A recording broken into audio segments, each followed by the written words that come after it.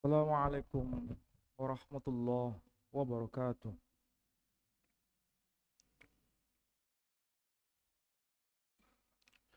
Alhamdulillah Rabbil Alamin.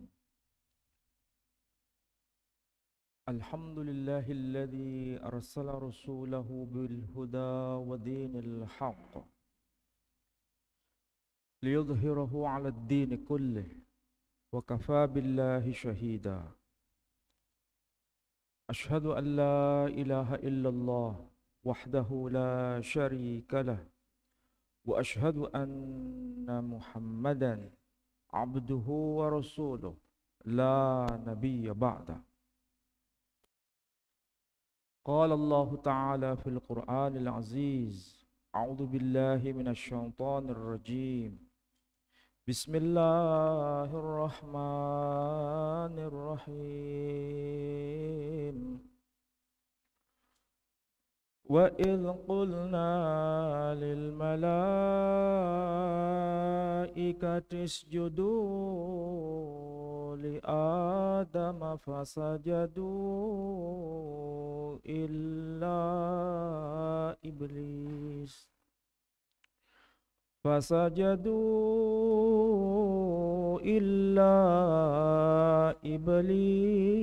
aba wastakbara wa kana minal kafirin.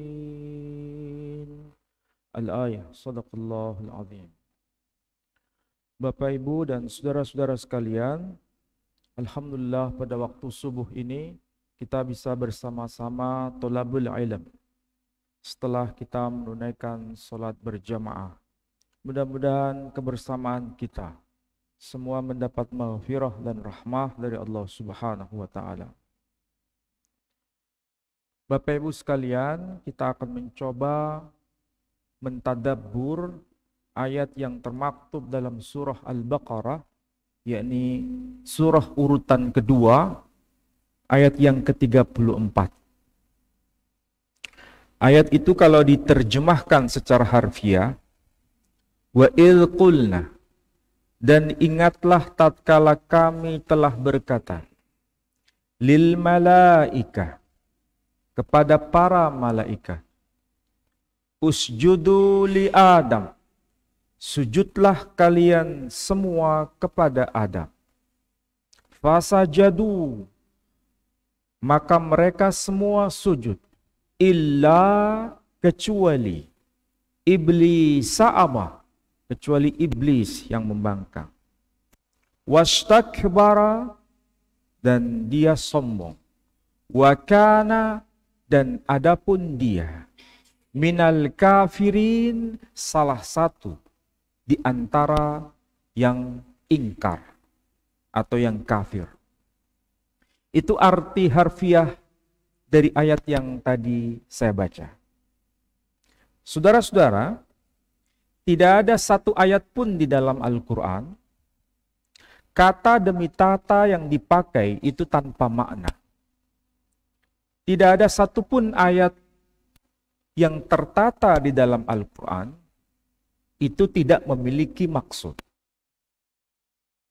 Bahkan huruf yang dipakai di dalam Al-Quran bila menggunakan tanda syakl, yakni tanda fathah, kasrah, dhamma, dan lain sebagainya, itu juga pasti memiliki maksud tertentu.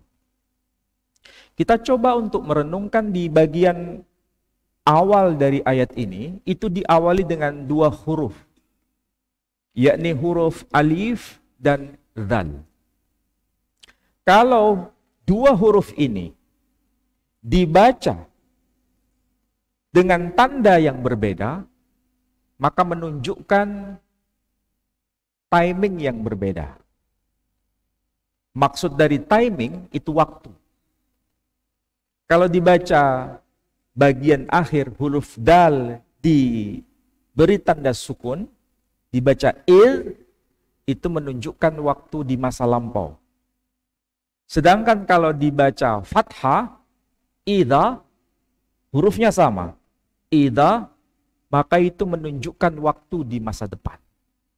Jadi huruf sama, tapi kalau diberi tanda berbeda, maka menunjukkan waktu yang berbeda. Jadi kalau ayat ini diawali dengan ungkapan wa'il, dan ingatlah tatkala peristiwa ini telah terjadi di masa lampau. Itu maksud dari ayat ini. Berarti kita harus mengambil pelajaran. Kita harus merenungkan. Kita harus waspada bahwa ini akan terulang dan terulang dan akan terulang. Padahal hanya 2 huruf. Alif, dal. Tapi maknanya kalau dijelaskan itu begitu detail. Oke. Kita lanjutkan.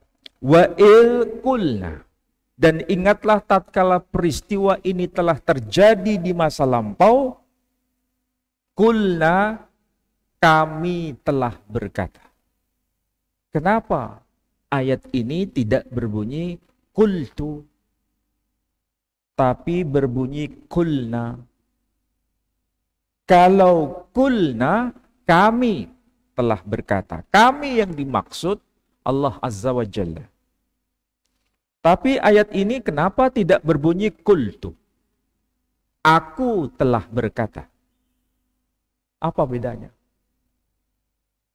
Bukankah Allah juga menyebut dirinya dengan ungkapan aku? Saya. Kalau bahasa Arabnya, ana. Allah juga berkata kami. Nahnu. Misal di ayat yang lain. Inna nahnu nazzalna dzikra wa inna lahu lahafidhun.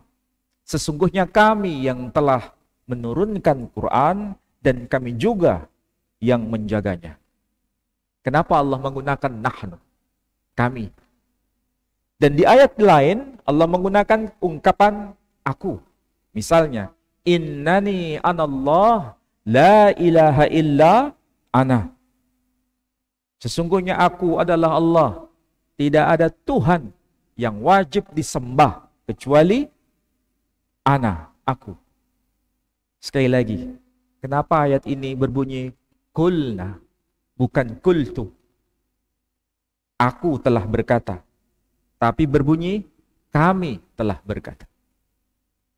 Ingat, hak prerogatif Allah sebagai yang disembah, yang dimintai pertolongan, itu hak mutlak yang tidak bisa disandingkan dengan yang lain.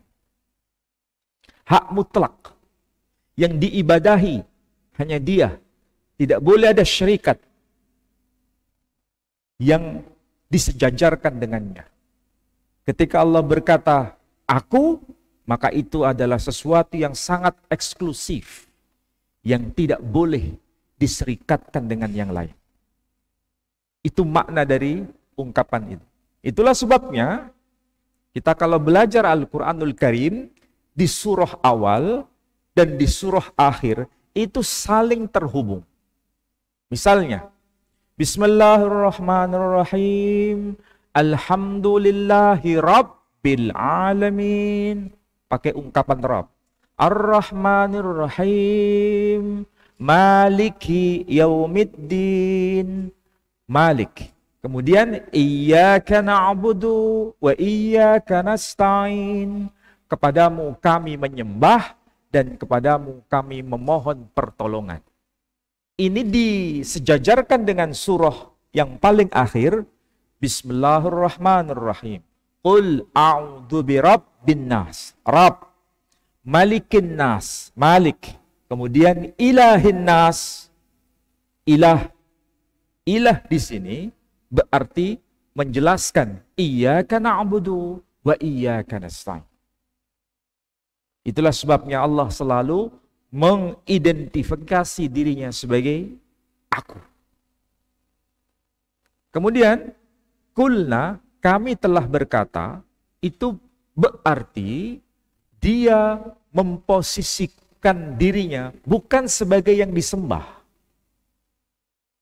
bukan sebagai yang dimintai pertolongan, tapi dia memposisikan dirinya sebagai yang empunya otoritas untuk mengatur sesuatu, memberikan sesuatu, dan yang memiliki kuasa dalam segala sesuatu. Ibaratnya, kalau bahasa awam, ada direktur utama. Kalau ada direktur utama, di bawahnya apa? Ada direksi-direksi. Bukan langsung membawahi cleaning service. Direktur utama itu tidak langsung membawahi cleaning service. Tapi direktur utama itu membawahi direksi-direksi. Direktur utama itu punya kuasa. Tapi kuasanya itu top markotop. Kuasanya itu leader dari semua leader. Otomatis dia membawahi leader yang di bawahnya. Itulah sebabnya ketika Allah berkata, kulna, kami telah berkata. Berkata kepada siapa? Lil malaikah, kepada para malaikat. Apakah para malaikat itu punya kuasa? Ya. Apakah Allah juga punya kuasa? Ya. Tapi kuasanya lebih utama, sedangkan para malaikat itu punya kuasa, tapi di bawahnya. Supaya gampang dipahami. Apakah benar bahwa para malaikat itu punya kuasa? Ya, dari istilah malaikah itu saja mencerminkan itu. Al-malaikah itu arti harfiahnya para malaikat. Kalau dua malaikat itu malakaini. Itulah sebabnya di dalam Al-Quran ada ungkapan malakaini bibabila Haruta wa Marut. Dua malaikat di negeri Babel. Kalau satu malaikat itu malak. Dari malak, istilah malak, muncul kata malik. Apa itu malik? Malik yaumiddin. Apa itu malik? Raja di hari pembalasan. Jadi, satu malaikat disebut malak, berarti ini dia memiliki kuasa. Malik itu raja, sang penguasa. Malak itu juga yang empunya kuasa. Jadi jangan dilihat malaikat itu hanya pesuruh. Malaikat itu hanya sekedar hamba. Tapi dia adalah hamba yang memiliki otoritas. Di bawah otoritas yang lebih tinggi. Yakni Allah Azza wa Jalla. Itulah sebabnya nama-nama yang mereka miliki mencerminkan kuasa itu. Misalnya, Jibril. Belakangnya ada nama Allah di situ. Il. Mikail. Belakangnya ada nama Il. Nama Allah di situ. Israel. Ada Il di situ. Ada lagi Israfil. Bahkan malaikat Malik disebutkan juga dalam Quran yang juga bermakna raja. Tapi dia yang diberikan tugas untuk persoalan api neraka. Malik. Jadi nama itu mencerminkan itu. Nah, sekarang Allah berkata kepada para malaikat. Ini menunjukkan ada semacam otoritas yang dimiliki oleh para malaikat. Allah memerintahkan mereka, usjudu li Adam. Sujudlah kalian kepada Adam. Fasajadu, maka mereka semua sujud. Illa, kecuali iblis. Kecuali iblis. Pertanyaannya sekarang, apakah iblis itu nama? Atau sebuah tindakan? Sekali lagi, Allah Subhanahu wa ta'ala tidak pernah berbuat zalim kepada hambanya. Iblis itu bukan nama. Kalau iblis itu nama, berarti sejak awal Allah merancang kejahatan di jagat semesta ini. Apakah sumber kejahatan itu dari Allah Subhanahu wa ta'ala? Apakah sumber keburukan itu dari Allah Subhanahu wa ta'ala? Jawabannya tidak. Segala sesuatu kebaikan, kebajikan, keindahan, semua dari Allah saja. Keburukan itu muncul dari pilihan sang hamba. Di sini ada dua hal. Ada yang mereka sujud kepada perintah Allah, maksudnya sujud, dan mereka sujud atas perintah Allah, dan ada yang tidak sujud meskipun diperintah oleh Allah. Disitulah baru muncul ada yang taat, ada yang tidak taat. Sekali lagi, istilah iblis itu bukan nama, tapi sebuah tindakan. Arti harfiahnya yang membangkang. Dia yang membangkang. Pertanyaannya, kalau membangkang, itu pasti tindakan. Kalau sebuah tindakan, itu berarti pilihan. Kalau bahasa anak mahasiswa disebut free will, kehendak bebas untuk memilih. Kehendak bebas untuk memilih. Nggak usah jauh-jauh. Kalau orang itu tidak memilih, kemarin waktu coblosan itu, kalau orang itu tidak memilih, sebetulnya dia memilih atau tidak? Hah? Sebetulnya ya memilih untuk tidak memilih. Jadi tidak ada yang tidak memilih itu. Hanya saja ada yang memilih untuk memilih, dan ada yang memilih untuk tidak memilih. Begitu juga dalam persoalan ini. Iblis itu memilih untuk tidak taat. Sementara yang sujud itu memilih untuk taat. Jadi itu kehendak bebas. Allah tidak pernah memaksa. Jangan bayangkan Tuhan yang kita sembah itu seperti dalang. Dan semua termasuk kita seperti wayang. Kalau Allah berperan sebagai dalang dan kita diperlakukan seperti wayang, berarti kita tidak bisa berbuat sesuatu kecuali hanya Dia yang menentukan surga dan neraka. Kalau sejak awal diciptakan untuk neraka, ya neraka. Jangan ada bayangan begini. Nih, kalau kita ini sudah ditakdirkan neraka, ya pasti neraka. Kalau kita ditakdirkan surga, ya surga. Ada kan yang begitu? Ini salah, nggak benar. Surga neraka itu rambu-rambu. Kalau ke surga jalannya begini. Kalau neraka jalannya begini. Kalau mau baik jalannya begini. Kalau mau tidak baik jalan begini. Silakan pilih. Allah hanya memberikan pilihan. Yang memilih siapa? Kita. Nah, sekarang kita pasti bertanya, siapa sebetulnya mereka yang sujud ini? Ternyata namanya dijelaskan dalam Quran. Di antaranya adalah Jibril dan Mikail. Malik. Ada juga kan dalam Quran, Malik, ada Jibril, ada Mikail. Mereka di antara yang sujud. Tapi pertanyaannya, dari mana bahan penciptaannya diciptakan? Kita pasti menjawab dari nur. Apa arti nur?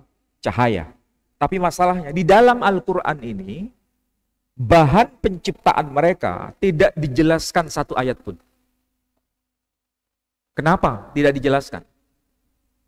Bukankah mereka ini kualitas tinggi bahan penciptaannya? Dari nur, cahaya. Sementara yang tidak sujud, yang Allah kemudian sapa dengan sebutan iblis, di dalam Al-Quran ini, tidak ada satu ayat pun yang menjelaskan siapa namanya. Tetapi anehnya, bahan penciptaannya disebutkan di dalam Al-Quranul Karim. Di mana itu?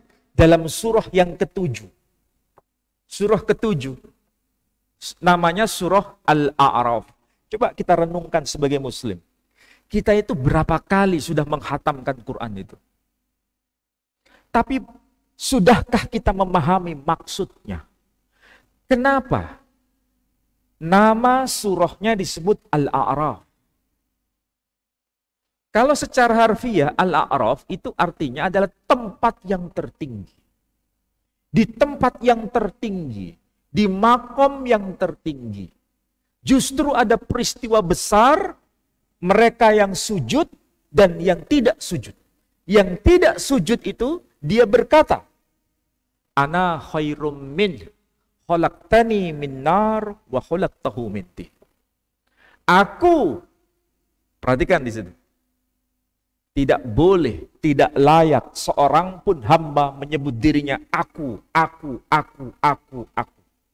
Kecuali yang berkata aku, hanya dia saja. Tetapi sang hamba ini berani dia berkata, aku. Ana khairum min. Aku lebih baik. Perhatikan di sini. Aku lebih baik daripada dia. Khalaqtani min nar. Engkau telah menciptakan aku dari nar, api. Dan engkau menciptakan dia dari tanah. Berarti di sini jelas ini merupakan sebuah tindakan kesombongan. Saya ingin berkata dan berbagi. Di dalam syariat Islam itu ada dosa besar, ada dosa kecil. Tapi sebagian besar kita kalau ngaji begini, mesti pertanyaannya itu pertanyaan yang tidak penting. Maksudnya gimana? Ustadz, begini itu dosa atau tidak? Ustadz, begini itu dosa atau tidak? Ada pertanyaan aneh. Ustadz, pakai batik itu dosa atau tidak? Ada pertanyaan aneh-aneh kayak begitu. Ada dosa besar, ada dosa kecil. Dosa zina masuk kategori dosa besar. Durhaka kepada orang tua masuk kategori dosa besar. Meletakkan paku di jalanan dengan tujuan mencelakai orang masuk dosa besar atau dosa kecil? Semua berdebat itu. Ini masuk dosa besar atau kecil? Hanya konsentrasi itu dan itu dan itu saja. Tapi sebetulnya kalau kita mau sadar, dosa besar atau dosa kecil, rinciannya seperti apa? Itu ujung-ujungnya cuma satu saja. Ujung-ujungnya cuma satu. Apa itu? Tidak taat kepada Allah dan merendahkan yang lain. Hanya itu saja. Jadi semua dosa itu, ujung-ujungnya itu. Tidak mau taat kepada Allah dan merendahkan yang lain. Itu akar dari semua dosa. Makanya kalau orang korupsi, tujuannya apa? Mengumpulkan harta. Ya kan? Mengumpulkan harta, tujuannya apa? Menyombongkan diri. Merasa lebih daripada yang lain. Makanya dia lakukan apapun saja demi untuk kesombongan dirinya. Jadi ujung-ujungnya apa? Ini. Jadi kalau kita tahu dan belajar agama itu sebetulnya mudah. Nggak sulit. Nggak perlu tanya yang macam-macam.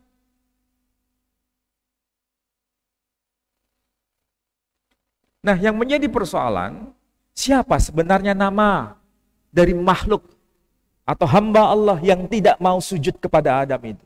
Kenapa tidak diinformasikan dalam Quran? Tapi justru bahan penciptaannya diinformasikan dalam Quran. Sementara Jibril, Mikail, bahan penciptaannya tidak disebutkan dalam Quran. Ini yang namanya zigzag. Nama disebut, bahan penciptaan tidak disebut. Nama tidak disebut, bahan penciptaan disebut. Yang sujud, namanya disebut. Tapi bahan penciptaannya tidak disebut. Yang tidak sujud, namanya tidak disebut. Tapi bahan penciptaannya disebut. Ini zigzag. Ada apa di dalam konteks ini? Karena Allah ingin bicara kepada kita. Perhatikan itu. Yang bahannya punya kualitas. Ya, yang punya kualitas. Namanya abadi. Karena dia taat kepada Allah Subhanahu wa ta'ala. Dan dia mau sujud. Bahan penciptaannya bagus. Karena apa? Dia tidak sombong. Kualitasnya oke, bahannya oke. Dia tidak sombong. Dia mau taat kepada perintah Allah. Dan dia tahu sesadar-sadarnya. Dia mulia sebenarnya. Tapi dia mau merendahkan diri atas perintah Allah. Yang sebelahnya beda lagi. Azazil. Ini namanya sebenarnya. Tapi tidak disebutkan dalam Quran. Hanya dalam hadis dan kitab tafsir. Tapi bahan penciptaannya disebut. Jadi dalam bentuk apa itu? Ungkapan kata nar. Nar itu api. Sedangkan nur, cahaya. Ini kalau bahasa anak muda sekarang, 11-12. Nur, nar. 11-12. Berarti sama-sama kualitas tinggi, nah? Sama-sama kualitas tinggi. Nur, nar itu sama-sama kualitas tinggi. Hanya beda 1 oktan. Tahu beda 1 oktan? Di SPBU itu kan ada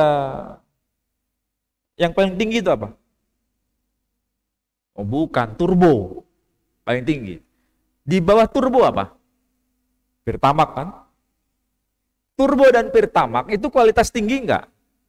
Iya, sama-sama kualitas tinggi. Bedanya cuma 1 oktan saja. Itu sama dengan nur, nar. Pertanyaannya sekarang, Adam diciptakan dari apa? Tanah. Dan yang punya kualitas tinggi dia berkata, ana khairum min, aku lebih baik daripada dia. Khalaqtani min nar wa khalaqtahu min tin. Engkau ciptakan aku dari nar, api, kualitas tinggi, Pertamax. Sementara dia, Adam, engkau ciptakan dari tanah. Ini kalau di SPBU sama dengan apa ini? Hah? Pertalite, bukan, solar. Jadi lebih rendah. Bukan lebih rendah, paling rendah. Ini sebetulnya bahasa sederhana. Perhatikan, karena dia mengunggulkan diri, ya, mengunggulkan diri, dan dia tidak mau merendah, meskipun dia kualitasnya tinggi, maka Allah hilangkan namanya dalam Quran. Tapi karena kesombongannya, bahan penciptaan itu diabadikan dalam Quran supaya kita mau merenungkan. Kesombongan itu harus dilihat supaya kita mau merendahkan diri. Bolehkah sekarang kita mau menyombongkan diri asal-usul kita? Kalau kita disebut dalam Quran nih, ya, luar biasa tuh Quran. Perhatikan itu. Kata yang dipakai. Ketika makhluk yang tidak mau sujud kepada Adam ini, ya, tidak mau sujud kepada Adam, Allah cukup menyapanya dengan sebutan illa iblis, kecuali iblis. Karena apa? Dosa itu untuk dirinya sendiri. Dosa untuk dirinya sendiri, cukup Allah menyapa dengan sebutan iblis yang membangkang. Tidak berlebih-lebihan. Tetapi ketika iblis ini, yang membangkang ini, padahal ini makhluk utama, namanya Azazil, sebanding dengan Jibril, sebanding dengan Israel, dan lain sebagainya. Ketika sang makhluk ini sudah mencari mitra, mencari teman, mencari partner, berkampanye, mempengaruhi yang lain supaya sama seperti dirinya, maka Allah menyebutnya bukan iblis lagi. Fa'azallahu masyaitan. Maka keduanya telah digelincirkan oleh syaitan. Siapa yang dimaksud keduanya yang digelincirkan? Adam dan Hawa. Ya, digelincirkan. Siapa yang menggelincirkan? Syaitan. Loh, kenapa kok syaitan? Siapa syaitan ini? Apakah berbeda dengan iblis? Enggak. Makhluknya ya satu itu. Ketika dosa dilakukan oleh dirinya sendiri, maka Allah menyapa iblis. Tapi kalau sudah mencari partner, maka Allah menyapanya dengan sebutan asyaitan. Jadi kenapa Allah tidak lebih awal berkata illa asyaitan? Tidak, tapi illa iblis. Baru kalau sudah mencari partner, baru disapa dengan asyaiton. Nah masalahnya, setan itu bukan hanya dia. Karena dalam Al-Quran itu ada asyayatin, setan-setan. Siapa yang dimaksud dengan asyayatin? Setan-setan itu adalah dari kalangan mereka yang mengikuti jejak. Bisa jadi dari antara kalangan jin dan manusia. Siapa itu yang dari kalangan jin dan manusia yang disebut setan? Setan itu. Bisa jadi di antara kita sendiri yang mengikuti jejaknya. Itulah sebabnya sejak awal Allah berkata, wa kana minal kafirin, dan adalah dia salah satu di antara yang kafir. Pertanyaannya, yang kafir waktu itu ketika peristiwa ini terjadi, berapa pelakunya? Hanya satu. Tapi kenapa Allah berkata, dia salah satu di antara yang kafir? Berarti di masa depan, setelah peristiwa ini terjadi, ada yang akan mengikuti jejaknya. Siapa yang mengikuti jejaknya? Ya mudah-mudahan nggak ada yang di sini, ada di sebelah sana. Pelakunya ada. Dan itu dari kalangan jin dan manusia. Kalau dari kalangan jin dibacakan Quran, lari terbirit-birit. Tapi kalau dari kalangan manusia dibacakan Quran, kira-kira apa yang terjadi? Bahkan bisa memanipulasi Quran. Jadi bisa jadi orang yang selalu membaca Quran maksudnya membaca Arabnya ini, fasih melafalkan Quran, fasih menyitir hadis-hadis, tapi dia pelaku korupsi. Apakah ini setan? Ya, ini setan. Setan yang mahir membaca Quran, setan yang mahir menjelaskan hadis, tapi dia korupsi. Dan korupsinya bukan hanya dirinya saja, tapi korupsi berjamaah. Karena dia cari teman supaya bisa sama-sama. Ada nggak yang begini? Ada. Makanya kadang-kadang kita belajar Quran itu bukan sekedar mencari pahala. Ini adalah perilaku hidup.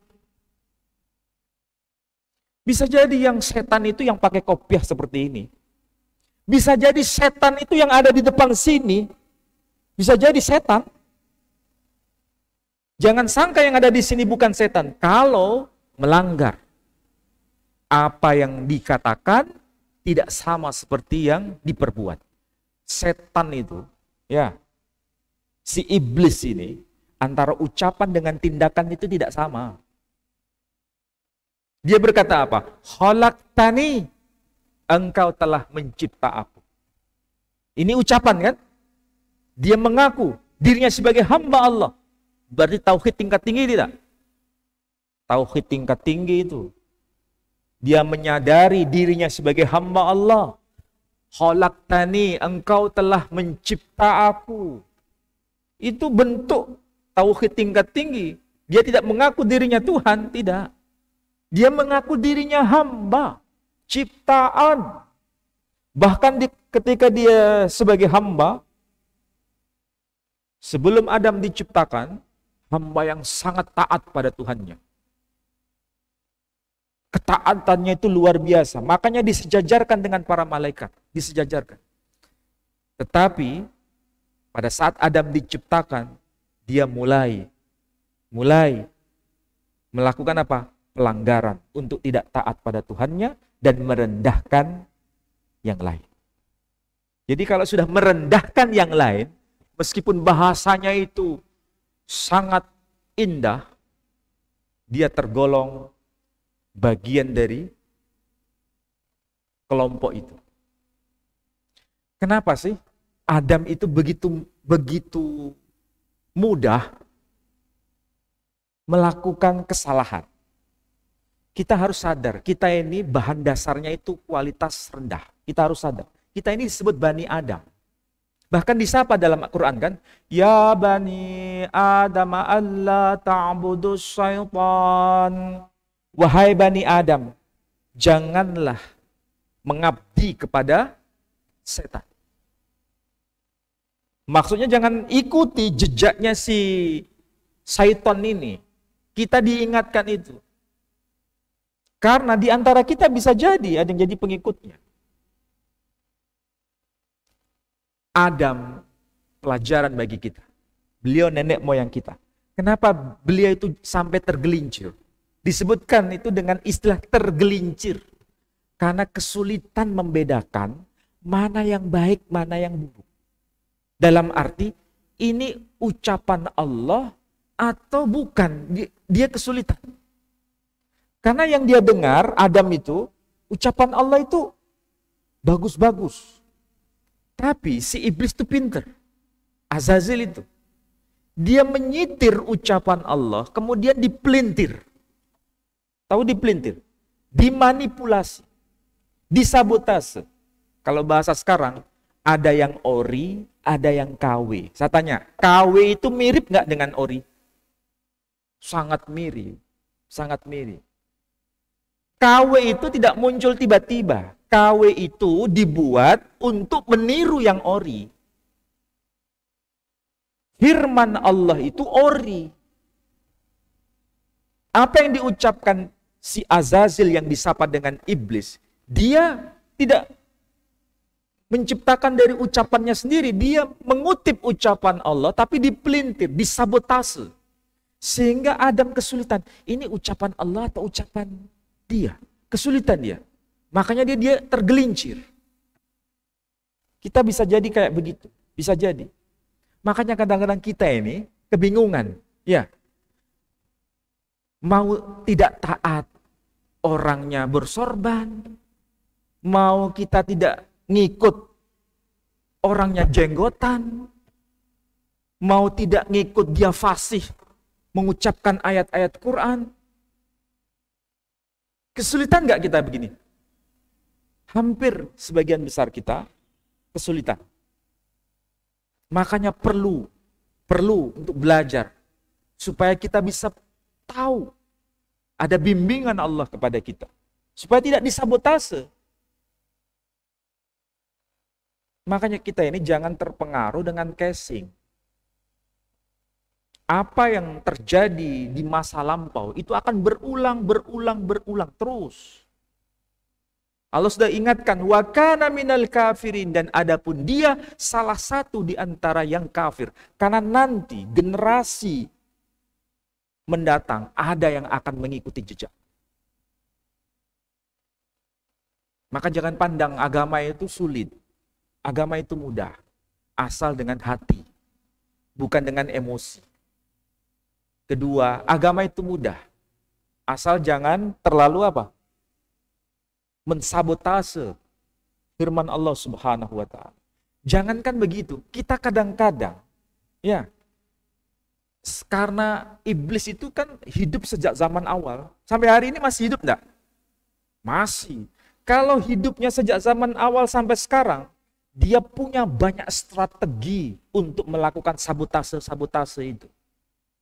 Makanya nggak aneh, kita kadang-kadang sesama muslim saling curiga. Kadang-kadang kita sesama muslim saling menyombongkan diri. Nggak usah jauh-jauh, sholat berjamaah saja. Ada nggak di antara kita, kalau yang satu sholat 2 rakaat, kemudian salam. Sholat lagi 2 rakaat, salam. Ya kan? Baru kemudian sholat subuh. Ada nggak di antara kita nih? Di antara kita nih, merasa begini. Saya sudah 4 rakaat.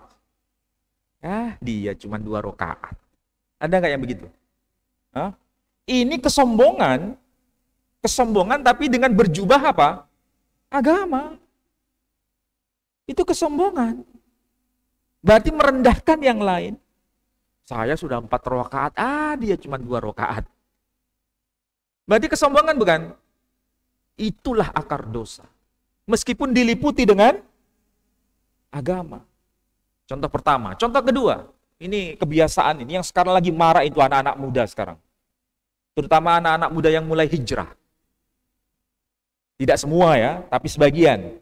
Mungkin karena dia tersabotase dengan iblis ini. Apa itu? Saya sudah nyunnah kamu. Alah. Tahu maksudnya? Saya sudah melakukan sunnah ini, sunnah itu. Alah kamu cuman begitu. Ada nggak yang begitu? Hah? Ada. Ini kesombongan bukan? Kesombongan tapi diselimuti dengan agama. Sebetulnya nggak perlu begitu. Meskipun kita bisa melakukan sunnah, berbagai sunnah, nggak perlu kita merasa paling. Kalau sudah ada perasaan paling, merasa paling ini, paling itu bentuk kesombongan sudah. Dan bentuk kesombongan adalah akar dosa. Akar dosa. Merendahkan yang lain. Bahkan saking ekstrimnya apa? Kalau bukan ustadznya saja, memberikan aqua ke depan saja dia nggak mau. Sholat berjamaah, ketika yang akan berceramah itu bukan ustadznya, dia pergi. Kesombongan bukan? Kesombongan. Jadi agama itu mudah. Saya mungkin mengkritik secara pedas hari ini, tapi biarkan itu. Nggak apa-apa. Sampean suka, monggo. Tidak suka, saya juga nggak ada masalah. Karena memang ini yang harus saya sampaikan. Sebab kalau tidak saya sampaikan, nanti akan semakin rusak. Tinggal hati kita, mau menerima atau tidak. Kalau tidak mau menerima apa yang saya katakan, hati sakit dan dia akan meninggalkan diri. Tergantung. Sampean suka, sampean terima dengan kerelaan hati. Kalau tidak suka, wah ini bahaya ini orang. Silakan pergi. Saya tidak akan menghalang-halangi. Tapi yang saya sampaikan inilah kebenaran. Akar dosa itu kesombongan. Akar dosa itu ketidaktaatan. Mudah-mudahan ini menjadi renungan bagi kita semua. Supaya kita menjadi hamba yang mau merendah. Mau merendah. Seperti Adam, sadar sesadar-sadarnya. Dia tahu bahan dasarnya paling rendah. Sehingga tidak ada upaya untuk menyombongkan diri. Ketika dia melakukan kesalahan, dia langsung kembali kepada Tuhannya. Itulah seharusnya sikap kita. Jangan seperti Azazil. Sudah tahu itu salah. Sudah tahu itu tidak benar. Dia tetap sombong dan tidak mau minta maaf kepada Tuhannya. Tidak mau kembali kepada Tuhannya. Bahkan dia berupaya untuk mencari partner. Dia meminta, beri aku umur yang panjang dan aku akan sesatkan hamba-hambamu kecuali mereka yang mukhlis. Pertanyaannya, apakah kita bagian dari orang yang mukhlis itu? Apakah justru yang tidak? Semua berada pada pilihan kita masing-masing. Saya kira demikian, mudah-mudahan manfaat bagi saudara-saudara sekalian. Baik, ada yang mau tanya? Kayaknya sudah paham semua. Kalau paham itu gampang. Yang berat itu apa? Melaksanakannya. Itu yang berat. Mudah-mudahan ini manfaat untuk panjenengan semua. Saya akhiri dengan doa penutup majelis. Subhanakallahumma wa bihamdika asyhadu an la ilaha illa anta astaghfiruka wa atubu ilaik. Wassalamualaikum warahmatullahi wabarakatuh.